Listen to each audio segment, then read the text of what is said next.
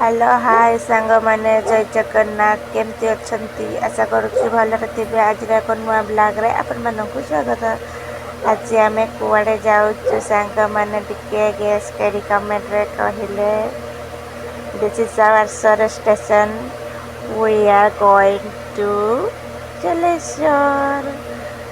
आज एपटे वर्षा होची। आज आम भाविलु कुचिर एग्जाम आज सरला तेणु भाविलु कि आज टे जलेश्वर प्रत्यागमन करा जाऊ कहीं बाहुड़ा अच्छी तो आम चलू जलेश्वर।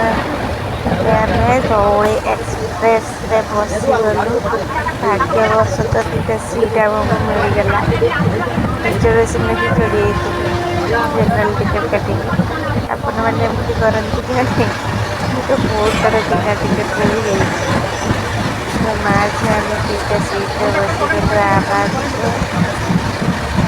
अब गाड़ी 40 आड़ को रफ्तार चली तो पखापाखि आमर ए बालेश्वर स्टेशन आसीगलानी कुची को लगलानी तापाई तो खाइया को नबाक पड़ो ना मत मत बहुत आसे खाली ट्रेन में खाइया फास्ट कुरकुरी गोटे माड़ होगा तार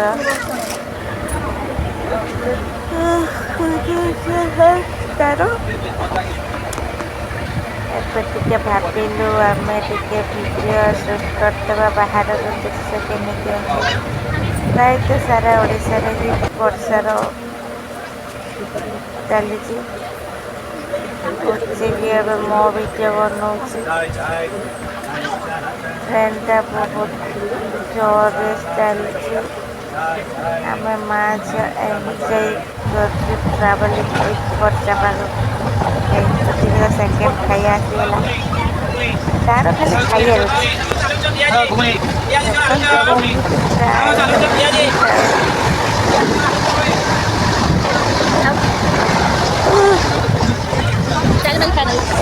कम खाऊँ पानी बेस पीऊँ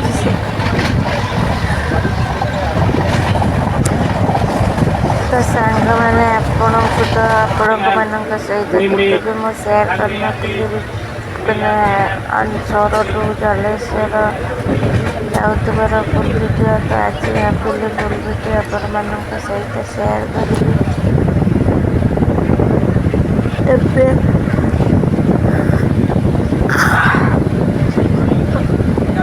चलती ट्रेन आमर रफ्तार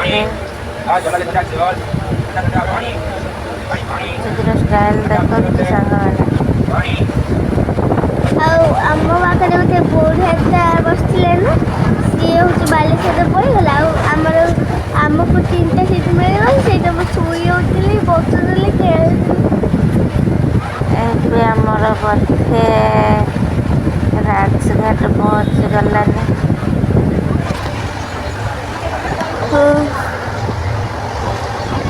now we are going to on the bridge Subarnarekha crossing the Rajghat. Now I am crossing the bridge of Subarnarekha. And now we are arrived in Subarnarekha bridge.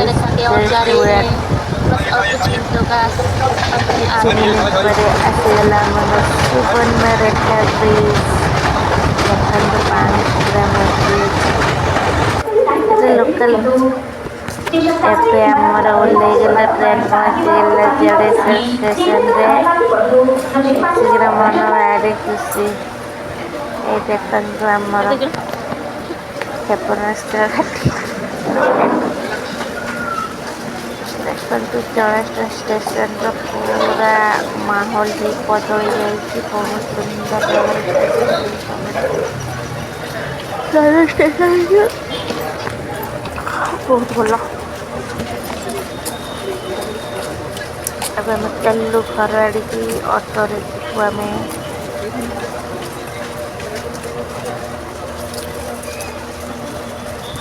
लोक मैंने चलते सब ओह्लैले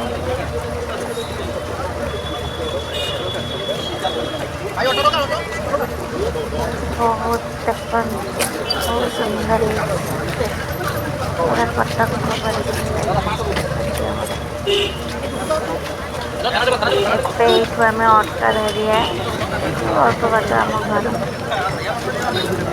ଜଷ୍ଟ 2 ମିନିଟ୍ ପୁରା ସିଧା ରାସ୍ତା ତ ପୁରା ସିଧା ରାସ୍ତାରେ ଚଢ଼ିକି ଆମେ ଚାଲିଛୁ। ଲକ୍ ପାଖକୁ ଯିବ ନା ଲକ୍ ଅଟୋବାଲାକୁ ପଚାରିଲୁ କେତେ ଟଙ୍କା ଯିବ କହିଲା 50 ଟଙ୍କା ନବୁ ମ୍ୟାଡ଼ାମ୍। ହଉ ଚାଲ ରିଜର୍ଭ କରିକି ଯାଇତେ ପଡ଼ିବ। ଏବେ ଆମର ଅଟୋଟି ଘର ଆଡ଼କୁ ପ୍ରତ୍ୟେକ ଚାଲିଲା। ଷ୍ଟେସନ ବଜାରରୁ ବ୍ଲକ ବଜାର ମାତ୍ର କିଛି ବାଟର ରାସ୍ତା। ଏଇ ରୋଡ଼ରେ ହିଁ ଆମର ପଡ଼ିବ ଘର। ଗୋଟେ ରୋଡ଼ ତ ସିଧା ଆଉ ସିଧାରେ ଗଲେ ଆମ ଘର ପହଞ୍ଚିବ। ସେଠି ଆମେ ଛୋଟବେଳେ ଆସିଛୁ ଟ୍ୟୁସନ୍ ପଢ଼ିବାକୁ। 8, 9 କ୍ଲାସରେ ଟ୍ୟୁସନ୍ ହେଉଛୁ ଆମେ +2ରେ ବି ଟ୍ୟୁସନ୍ ହେଉଛୁ। ଯେତେ ଯାହା ହେଲେ ବି ବାପଘର ଗାଁରେ ଯେତେବେଳେ ପାଦ ପଡ଼ିଯାଏ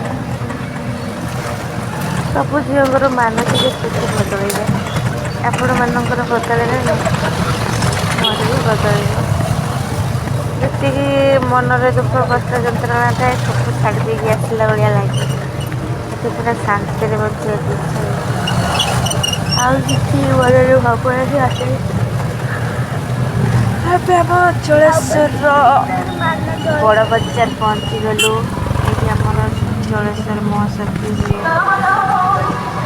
ଏଇଠି ଆମ ଘର ପହଞ୍ଚିଗଲା ବାସନ୍ତୀ ପଡ଼ିଆରେ ରଥ ଦେଖିବାକୁ ଏଇଟା ହେଉଛି ପୁରା ଜଳେଶ୍ୱର ବାଲିଯାର ଯେଉଁ ଏଇଠି ଆମ ବାସନ୍ତୀ ପୂଜା ହୁଏ। ଆଉ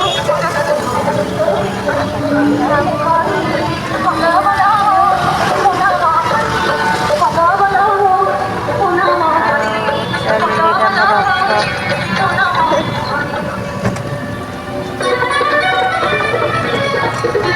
ଏଇଠି ଆମର ଗୋଟେ ନୂଆ ଫିଲ୍ମ ହଲ୍ଟା ଲାଗିଛି। ଏଇଠି ଆମର ଶିବ ମନ୍ଦିର ମଙ୍ଗଳା ମନ୍ଦିର। ଆମ ଘର ପହଞ୍ଚିଗଲା ବ୍ଲକ ବଜାର ଆଉ କିଛି ବାଟ ରାସ୍ତା।